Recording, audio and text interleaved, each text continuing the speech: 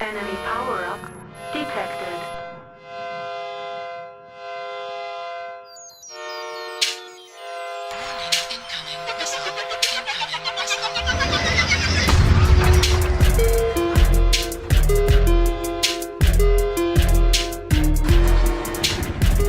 Seven Mech Warriors, and welcome to Incoming Missile, a Mech Warrior online podcast. This is your host, Captain Cat and Cozen Indigo, with another in our Target Lock series. We place a reticle on a member of the Mech Warrior community. This time we have Guillocuda joining us as a representative of 228 Blackwatch, ahead of their first game in the Mech Warrior World Championship semi-finals on Saturday. So he's going to be talking to us about the 2018 championship, as well as competitive play in a broader sense.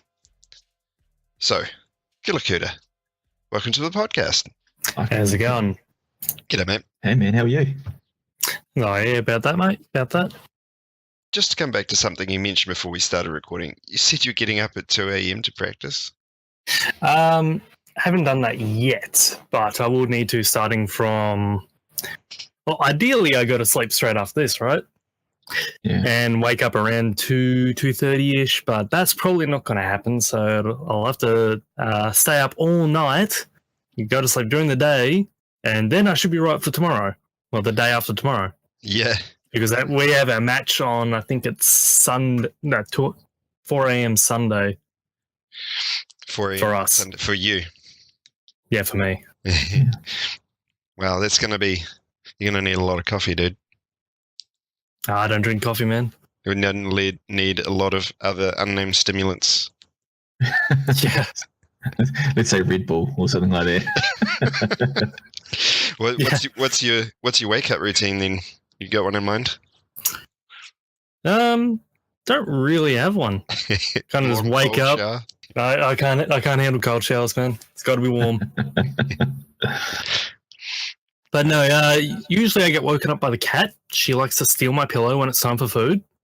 And you just can't sleep because every time you roll over, you headbutt a cat and wakes both of you up. Let's talk a little bit about 228 then. Like, so where were you guys placed last year? The World Championship. I joined the team after the roster lock. Mm-hmm. I think just before the semi-finals.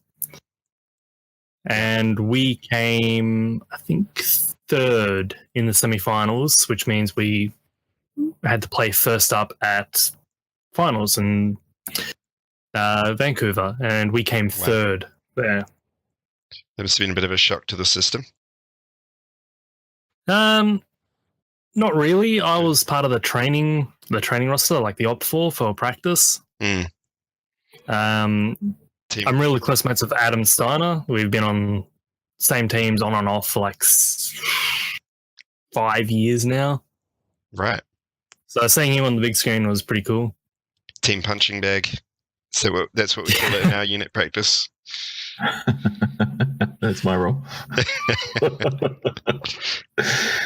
Feels bad, man. Okay, we've got a strategy and all our mechs planned, and we all know exactly what we're doing. You guys come up with something to feed us, okay? Okay, let's go. Yeah, sounds about right. So what's your role in the team? I wouldn't go too into depth for that, but... Let's put it a different way. Which kind of mechs do you like to run? Quite a few. I was about to say I'm very flexible. I drive pretty much everything except for a light at this point. Who's calling for you guys, or is that sensitive information? No, I don't think that's sensitive information. That Panic Button is our captain, right? As he was last year, and for the last, I think the entire time 228's been a thing. He's been the captain. Yep. How's he as a leader, as a caller? Of course, he makes hard calls at times. But for the most part, he's fairly loose, focusing on his own thing. We kind of like hive mind a lot of the stuff these days. And he's like the guiding voice, but yeah. Living up to 228's reputation as the Borg, perhaps.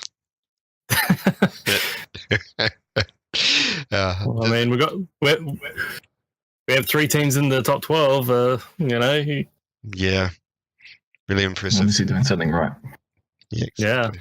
So you've got some new faces in the team this season. New faces this season are myself, Oblivion SK, who came from Swamp Foxes. We did have Virtually Dark, but there was a bit of drama I don't really want to go into, so he's no longer on the roster. So we now have Matt 3049 from X Dropship 5. Who else have we got that's new? I think everyone else was on the roster before that. But with you guys probably have a pretty intense practice schedule. Normally we only really practice 2, maybe 3 days a week. However, since the semifinals have been started, we've been hitting the queue pretty much every day. I put in about 4 hours a day these days. Wow. Purely dedicated to practicing. That's a lot.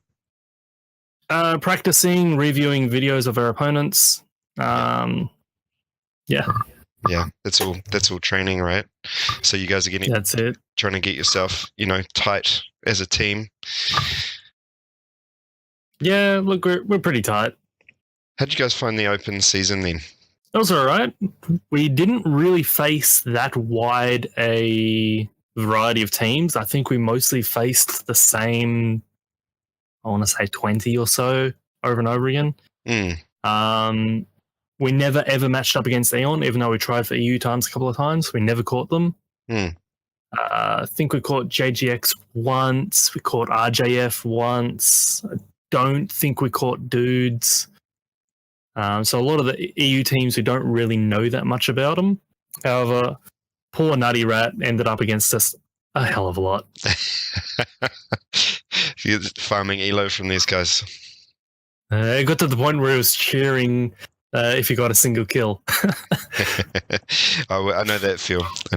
Yeah, we definitely know that feeling. That was our role against Oceanic 228 Wild Ones. Yeah. It's like, there's 3 people in the queue, and we got Wild Ones again. We got 2 kills that time, guys. Feels bad, man. Oh well. So yeah, I guess that leads naturally on to sort of PGI have had this sort of that sort of mission statement up the front of the World Cup, where they are saying, or the World Championships, they're saying that they wanted to do something different, and they wanted to sort of hopefully encourage some beer league teams to take part. How do you think that panned out?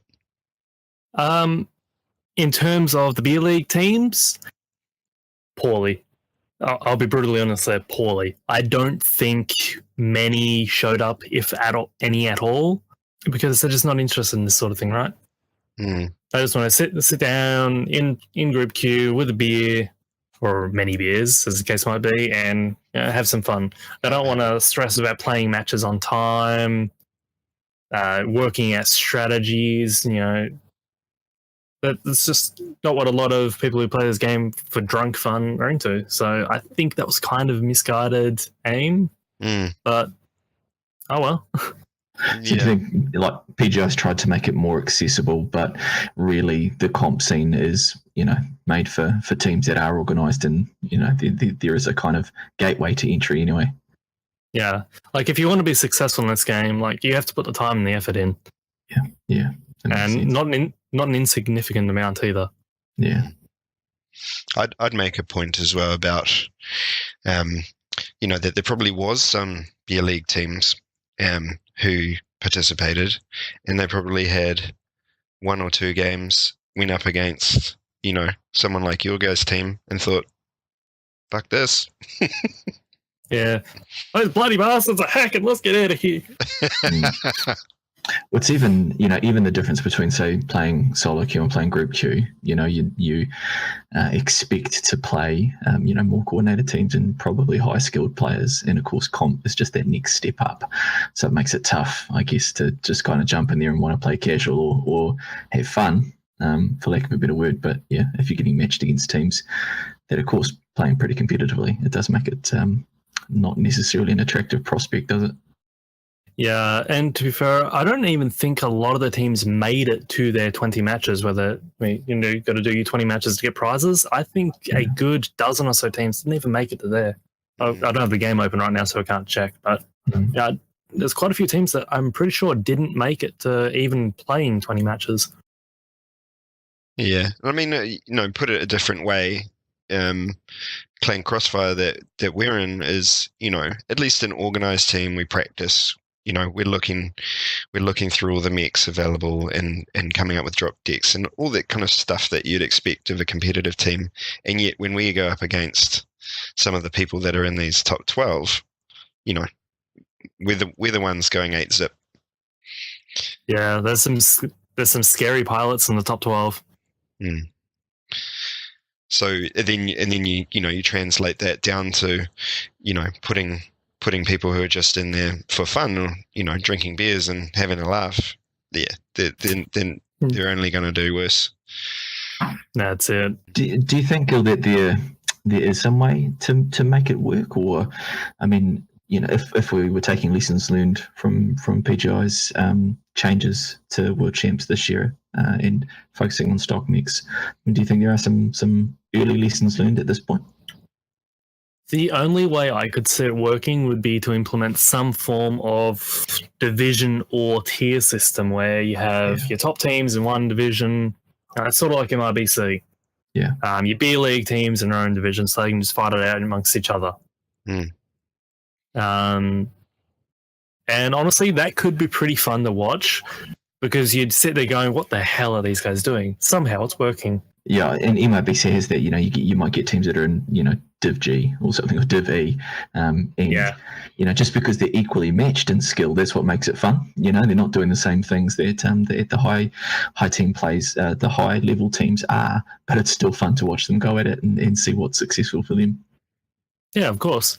Each division, I'm going to use skill rating. Each skill rating of players have their own meta, right? They have their own way of playing the game.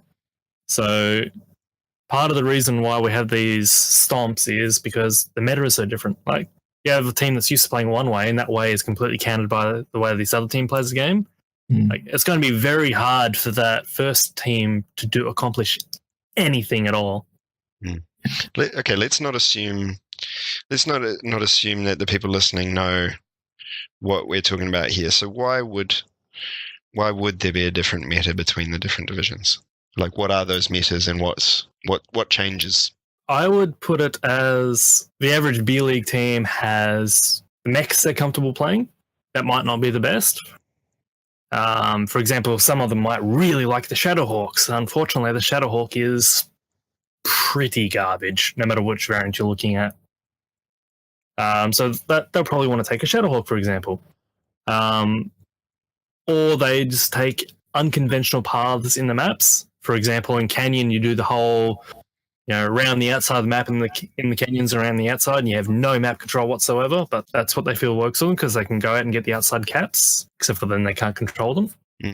Just that sort of thing. They're not used to playing the strategic, control the map style of gameplay. Yeah. You're describing my play style so well at the moment, Gil. So what about the other thing I can think of is the actual weapons involved. Obviously pop-tarting with PPCs and a summoner, let's say, is gonna, if you're gonna be competitive in that mech, you need to not be missing at all ever.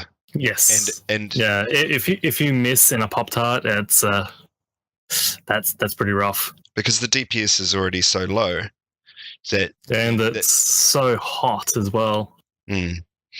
And so, and not only, are the top teams not missing, they're also hitting the components that they want to hit in those few seconds exposure time while they're pop-tarting around them. And they're exposing for less time as a rule as well.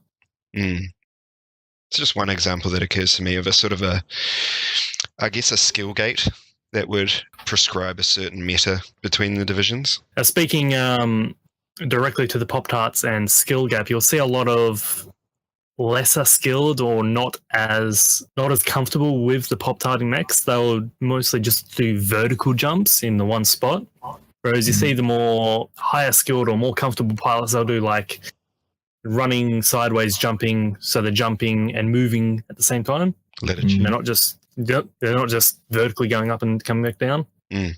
So that's a good overview. I mean, let's come back to 2018 World Championship. And again, I think it might be beneficial to not assume that everybody who listens to this will have gone through the rules and got more than a cursory understanding of what it is. So what mechs are available in this? Okay, so all stock mechs from the inner sphere built up to, I believe it's about 3039. So the Mauler, which came out in, I believe, 3040, can't drive it. So the Mauler is out. That leaves your basic starting at the top, your Annihilators, your Stalkers, your Banshees, your Highlanders, Awesomes, Victors, Zeus's, and that's pretty much about it for your assaults. What about in terms of weapons and the kind of things that are loaded into those stock mechs? Only 3025 tech, so your standard PPCs, your standard lasers, no pulse, no extended range, no streak missiles, no Gauss rifles, no LBX or ultra autocannons. You only have the basic variety of AC 25, 10, 20, is standard PPC, small, medium, large lasers, your LRMs, your SRMs. Nope, no double heatsinks, no XL engines, no, no case, no Artemis. No fun. No fun. I won't say that because I must admit that I have had some fun times playing these games. And you can't even change the armor values. So some of these mechs, like the Awesome in particular, it's got a lot of armor. It's got pretty much maximum armor it can handle. Fortunately, about 40% of that armor is on its rear. But tanking. Butt tanking is a thing. I'm not even kidding. We're going to see a lot of butt tanking in these forthcoming games. I think you're already having a couple of them. Yeah, there's definitely been some spitting to go back. That's been so funny in our practices and in our games that we had. Just watching, it's like, watch the classic one was a light running up behind someone, being like, "Hey, I'm right in their backs." And then boom, one assault mech down. Yeah, because a lot of people would only play with, depending on what mech they were in, between 2 and 4 rear armor. Now, I think the lowest you have is about 8 on a light. I think it's 12 on the mediums, and getting up towards 20 on the heavies. And I think the Awesome has like 30 or something rear armor. That's pretty nuts. You got to spend a lot of time as a light dancing around behind one of those mechs to even make a dent. Yeah. The plus side to that, if you get inside 90 meters of an Awesome, it is useless. It can't do anything to you. It has a small laser.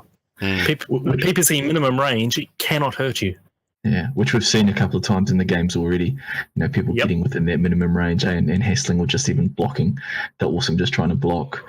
I mean, it does beg the question, Gil, and I guess a lot of people will be wondering, with these changes, I mean, what have you noticed has been the biggest impact of that? The way you guys approach it, you're so used to maximizing builds and getting the best out of everything. What have you guys talked about what those changes are like, or personally, have you noticed what those changes are like to your playstyles and stuff? I'd say the biggest thing we've noticed, or I've noticed at least, is strategy is a lot more important. These mechs, they have less firepower, less armor as a rule, but they are far less mobile. So you need to have a solid strategy, because reacting to stuff, you can't really do it that well. The Annihilator, for example, it goes 32 Ks. Most of the assaults, they only do 48. Less range as well. Yes, much lower range. In fact, I still see in the semis, in a couple of the games, people have been playing trading games at like 1,200 meters out when the PPCs are literally doing like 1 damage each then. Like, what's the point? Yeah, some shooting across Rubelite, at kind of 1,200 meters. Yeah, like there is no point for you to be doing that. You're sitting there eating strike damage in exchange for nothing. Zip, no gain. And the only long range weapon in the games are LRMs and AC2s and PPCs if you've got a decently quirked mech. Okay. Which, I mean, that kind of leads on to, I mean, LRMs probably segues us nicely to say, you know, yeah, you do have to do some things different, maybe because you don't have the range or the range only comes through LRMs. Does that mean that you guys have to use skills that you hadn't before, like butt tanking, or, you know, even if you're a light and you'd normally, you know, try to get the back of an assault, does that change as well?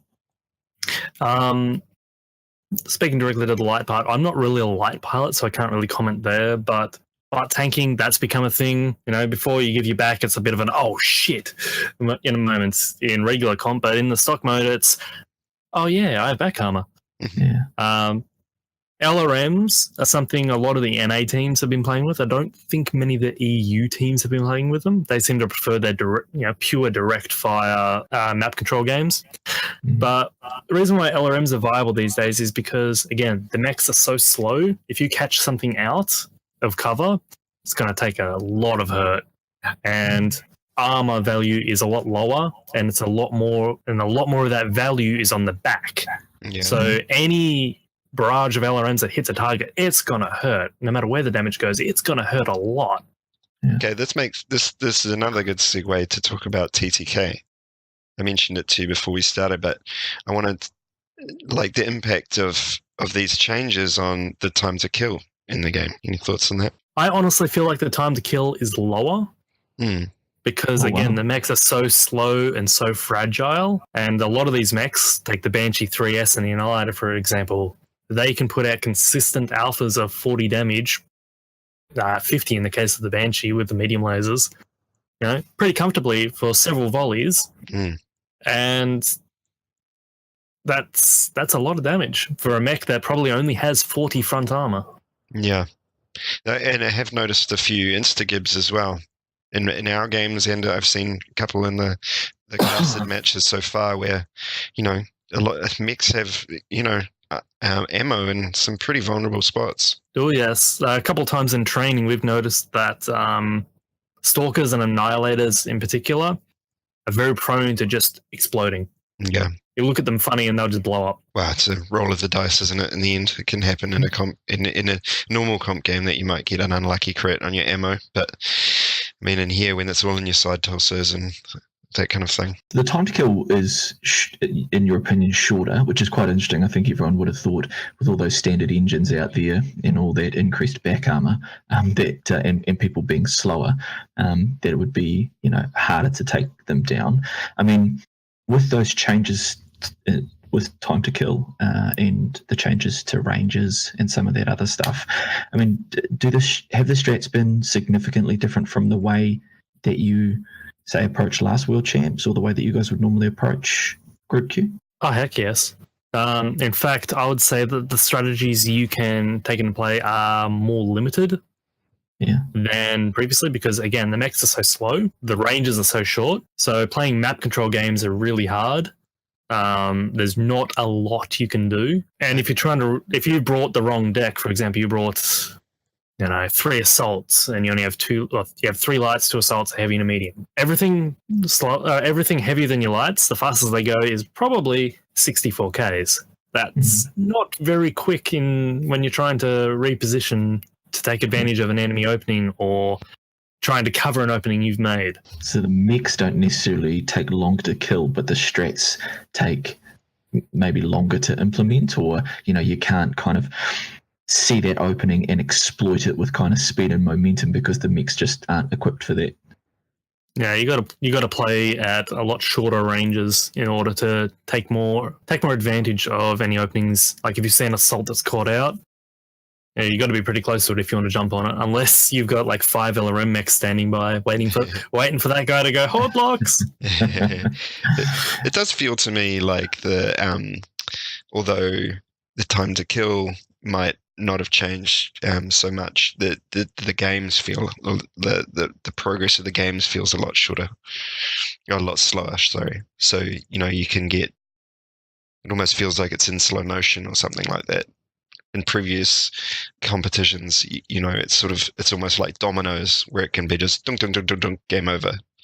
In this, it's just sort of it's like watching it in slow motion almost. I think the biggest things are the biggest differences are last year's world. You had lots of high alpha, and just large amounts of firepower on every mech. Every mech was particularly quick, but every mech had maximum or close to maximum armor, at least in the locations that matter. Hunchback 2C, for example, doesn't really care about its arms, so you don't really spend weight on armoring those up. But in this year, the mechs are a lot slower. They're a lot thinner skinned, as I said previously. I want to say, on average, the speeds are down about 20 Ks per mech, per class. Yeah, wow. The Annihilator's really slowing down the assaults. Yep. It's at 30-something. 32. I think if you put I think it's 5 points in the skill tree and the speed tweak, you get to 33.8. With it. With speed tweak. Yeah. It's not worth the points investments. You get, I think it's 1.9 Ks an hour speed difference for investment of at least 20 to 25 points in the skill tree. It's not worth it. Yeah. So coming into something that's sort of related and maybe a little bit more positive is I don't know about you, but I did find sort of a newfound love of certain mechs from playing these World Championships. I was like, oh, this mech, I didn't know about this mech, or I've never really given it a go, or hadn't driven it for a long time. Did you have anything like that? Yeah, there's a couple of mechs that have been like that for me. The Banshee 3S in particular. I've never owned a Banshee before this Worlds, and I've often taken the Banshee 3S stock in the queue, and it's a decent mech. It's one of the few mechs that has good firepower, decent cooling, and near max armor. So it's a very popular mech. A lot of the teams are taking it. You're driving it in the queue stock? Oh, I do. Blackwatch as a whole have been do a lot of stock mech. They're taking a lot of the stock mechs into the queue because it's good practice. Get comfortable. You're getting comfortable in the mech. You're warming up in it, and it's fun, to be honest. It's like hard mode. So the Banshee 3S, how many weapon groups you got on that? I only use 4. Only 4. Yeah, I have 3 on my mouse, and there's 5 weapon groups. You have your PPCs on one, your AC-10 on another, medium lasers on the third. So those are my main ones, and then the SRMs and the small lasers, 2 of them, I have on my number keys 4 and 5 because I don't have any more buttons on my mouse. And basically, if I'm firing my small lasers and the SRMs, it's because I've got myself in too deep and I'm just going all guns out before I die. A weapon for every situation. The SRMs on the Banshee are pretty terrible. You can just take one into training grounds, fire the SRMs, and you'd be appalled at the spread of them. They are abysmal.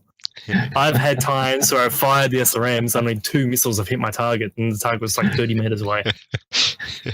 Sounds normally like for me for throwing confetti. Yeah, but your main weapons are the 3 big guns, PPCs and the AC-10, and the 4 medium lasers. Yeah. The rest are literally, oh shit, I'm about to die. As much damage out as you can. Yeah. I think it's the Banshee is a great example of, it's a really strong mech in this context. But if for the people that haven't experienced that, that huge list of weapons is, a great example of the kind of things that you've had to put up with. You talked about it. Being hard mode, taking the stock mix into, group queue into quick play. Is there some element of the additional challenges that this change has made, the stock mech World Champs has made? I mean, have you enjoyed it, or is it all frustration? Or is there something about being kind of limited and constrained that you actually find enjoyable because it just makes it that much harder? It's quite limiting. The amount of actual viable mechs in stock mode is lower than viable mechs in regular competitive play. For example, there are only 2 decent mediums, and one of them is only barely decent. So you you will only really see the Hunchback, mostly the 4P, sometimes the 4J, and very rarely you might see a Crab or a Vindicator. Other than that, mediums are just seem to be dead. Heavies, you've got, your standard Black Knight, lots of pinpoint damage on the Black Knight. You've got Catapults or LRMs. You've got Archer for more LRMs. You've got the Orion we see occasionally that people treat as basically a mini Atlas. It's just march here, get in their face, and take their attention while we kill them. Sometimes you might see a Cataphract, although that seems to have dropped off in popularity since the start of the comp queue. What, you don't rate the Hunchback 4H? That's got an ACTN and some medium lasers. We looked at it and went, nah. Yeah, I mean, I agree with you that it really seems like... I mean, this is a bit of a prediction, and maybe we can get some more predictions from you.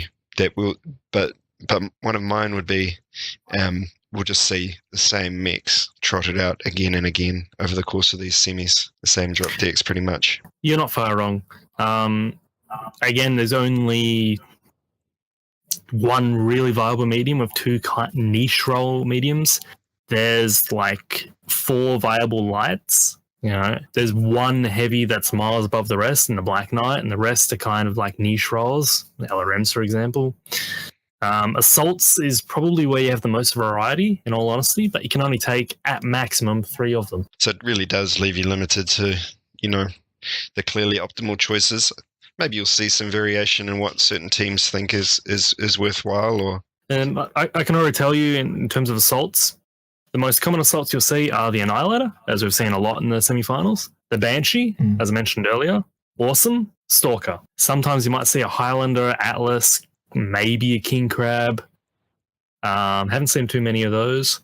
And the Victor, we've seen, I think, once or twice. Have yet to see Zeus. And now that we're in the closed qualifier, or the semifinals, as BJ want to call it for some reason, I haven't seen it. I don't see any more Zeus's coming out, even though I never saw one previously. I don't think people are going to bring it. It's pretty bad. Yeah. In stock form. So there was quite a long list of mechs that you were allowed to run, even with the constraints, they can only have these kind of loadouts in stock, no double heat sinks, no XLs, and all that kind of stuff. But I'm sure most teams, like we did, just went through. The first thing to do was go through that list and just be like, unusable. Pretty much, yeah. We have a list, Google Docs, with what mechs are viable and what ones aren't, and the list of green is like a 10th of the list of red mechs, red being unusable. Yeah. Probably a similar looking list, or similar length list. So you feel that the constraints were just probably so much that they've limited the challenge rather than increased it? So rather than kind of make it hard in a fun way, it's made it potentially just a bit too limiting and frustrating? It can be frustrating, but it does open up strategies in other directions, such as LRMs, for example. I know EMP made the comment last year that they had an LRM deck on Polar planned, but we never saw any evidence of it. I'm not sure if I believe them, or they just said it to just to say it. But LRMs in regular comp are just, even with all the buffs, they're not that great, because again the mechs are so heavily armored that if you take a stray volley of LRMs, it hurts, but you're pretty much fine. Yeah, I mean, unless you could take a little detour here to because you've sort of brought it up about there's been some sort of rhetoric around that LRMs are the new meta following those buffs. Did you have an opinion on that? Yeah, certainly in quick play, LRMs have been a hell of a lot more common. Popular, yeah. A lot more popular. That's not to say they weren't popular before. I think we can all agree there. But now it's like you get a minimum of 4 LRM mechs no matter what. And like every game, you just have a lance of LRM mechs. Sometimes all on your side, sometimes all on theirs, sometimes split. But, you know, just lots of LRMs. And I mean, I guess that's kind of off topic, but it's I don't really. I mean, it's irritating to die to LRMs, but I've never really found them to be, you know, ongoing. Game to game, too big a hassle, unless you're Polar Highlands or something awful like that. I don't know. I don't really see what's so fun about LRMs, to be utterly honest. I've probably only used them in I've been playing since closed beta, and I've used LRMs probably less than a couple dozen times. Yeah, I'm the same. I mean, I'm not going to hold it against people for wanting to use them. I mean, I did copy and paste a little bit of text out of your out of the 228 bio from the MWOWC website, which I'll just read it out now. It is our belief that players who wish to be members of the 228th IBR can point and click properly and stay away from filthy lock-on weapons. 228 pilots caught using LRMs or SSRMs will be expelled from the unit immediately with a complimentary SWOL application. Depending on the case, their bloodline may also be eradicated. So no LRMs from you guys this comp. Probably. I won't confirm or deny.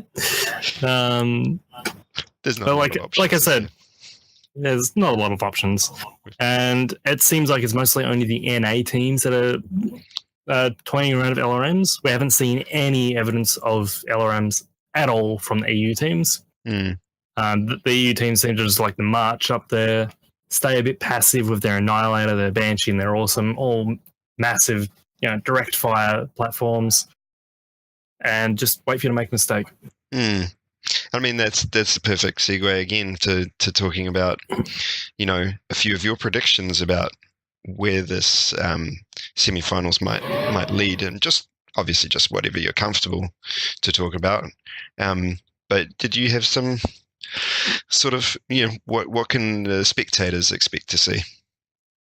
I need to actually bring up the bracket because I'm not sure who's facing who. I think Swamp Foxes are facing JGX, I believe, in Game 7.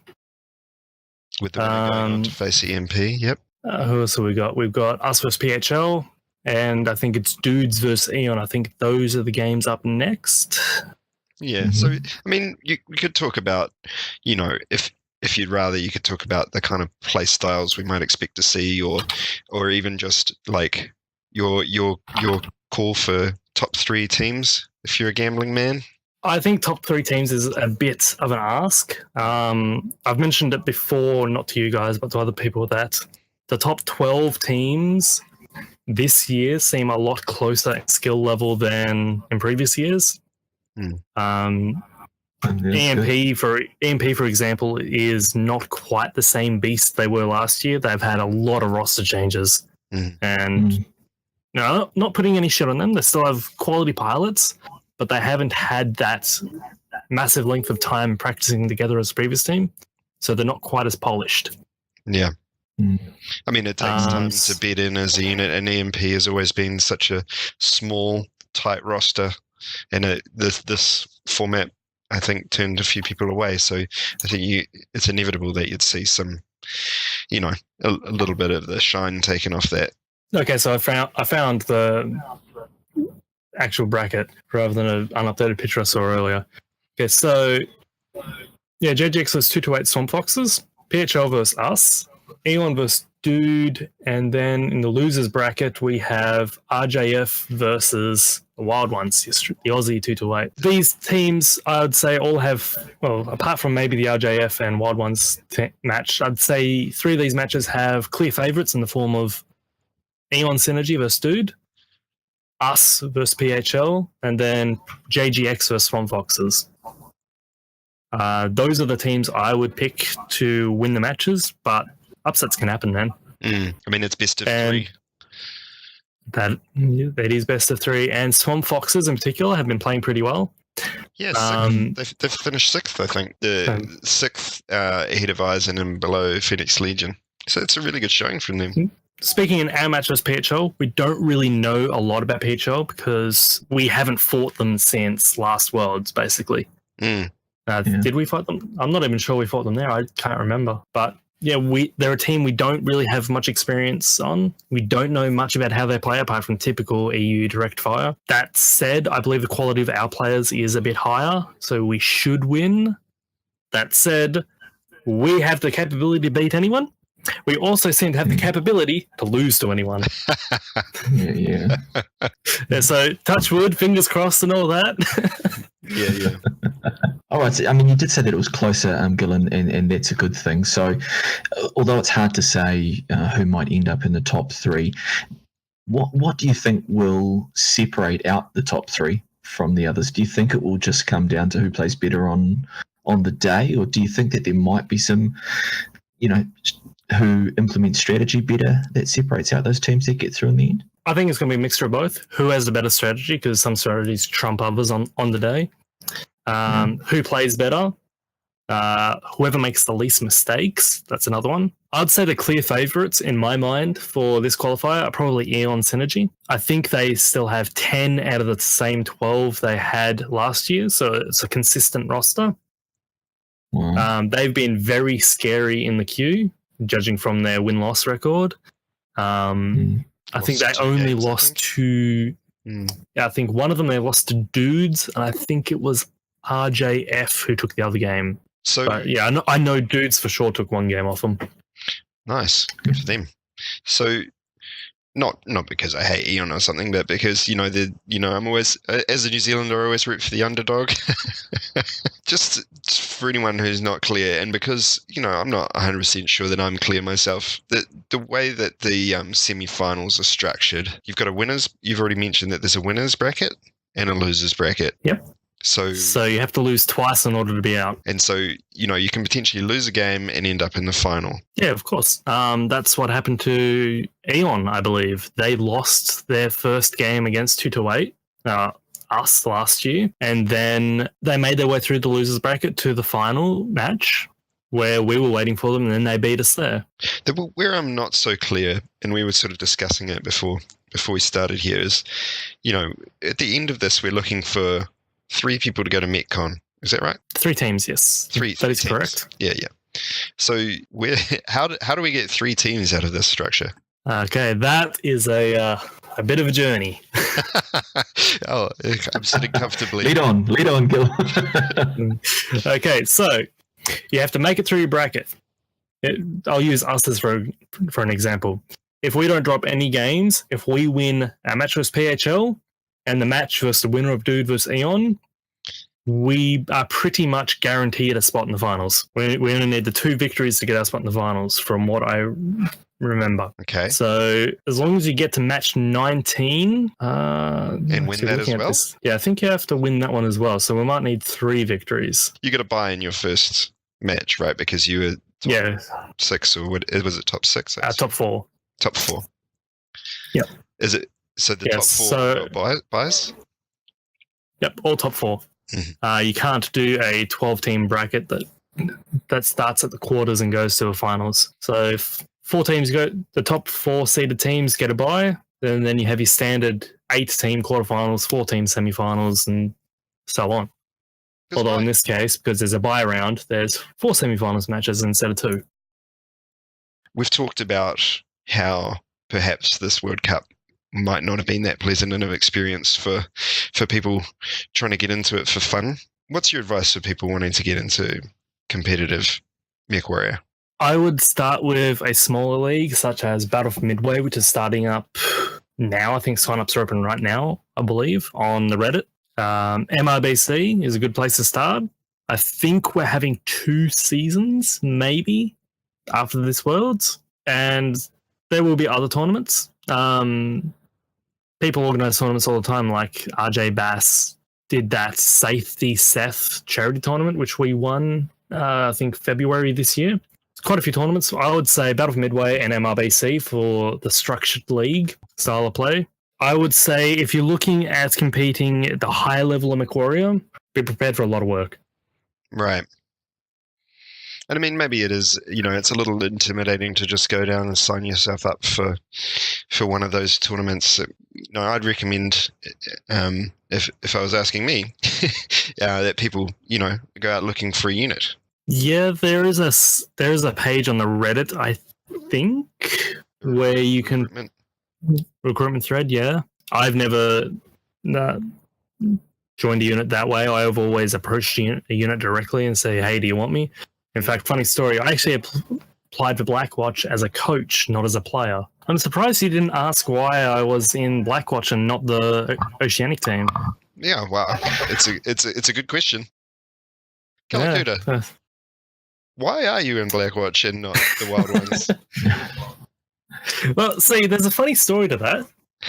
You see, the Wild Ones, most of them are descended from the convict settlers of Australia, whereas I'm descended from the free settlers, so it's not really a good mix. More seriously, there are a couple of reasons. One, I used to stream, and so my evening schedule couldn't do it. So that puts an Oceanic team out. And when I did originally try to join Wild Ones back in, I want to say mid to late 2016. I can't remember if it was before or after that season of MRBC. I spoke to JZ or JZ. And so he wanted there to be actual competition in the scene. So that was when we still had JGX playing in Oceania. OMC was still around. I think you guys hadn't shown up yet. Or if you were, you were in Div B. That's the fourth team. Can't think of them. ISRC, maybe? Yeah. Yeah, I think ISRC for that season. They were the fourth team. And then there was my Ontario Scorpions guys, who in the end we merged with ISRC for that season. But yeah, so there were four decent teams in Oceania. And Jay-Z wanted there to be decent competition. Because you don't want to have to wake up like I am, 4 a.m. in the morning, just have a decent match, right? And the last reason why I didn't join the Wild Ones is I don't drive a Stalker. What's your favorite mech? In game or in terms of battle tech?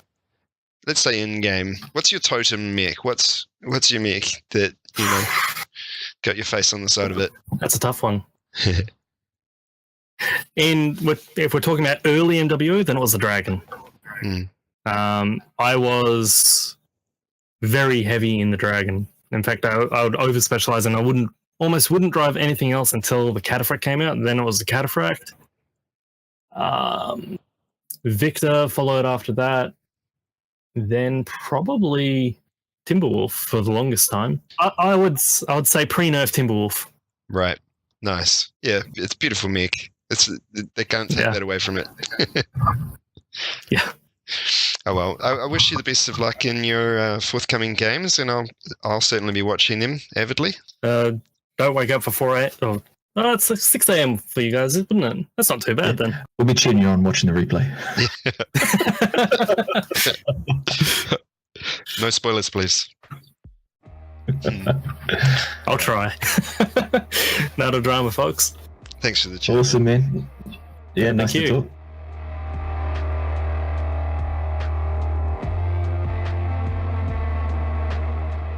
If you did enjoy this content, then your support would be greatly appreciated, and you can support us in a multitude of ways. You can go to Patreon, Incoming Missile Podcast, and support us there.